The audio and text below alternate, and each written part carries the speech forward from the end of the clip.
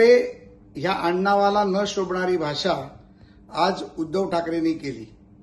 उद्धव ठाकरेजी आपलं मानसिक संतुलन का बिघडलंय याचा शोध आम्ही घेतोय।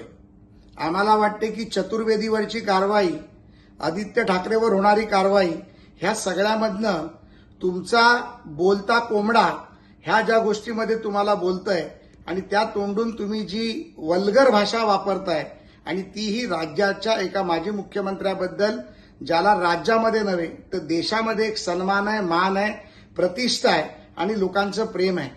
मला वाटतं की अशा प्रकारची खालची भाषा जर तुम्ही केलीत तर तुम्ही कुठल्या थराला जाता हे देखील आम्हाला कळते आणि ती भाषा आम्हाला देखील वापरता येते।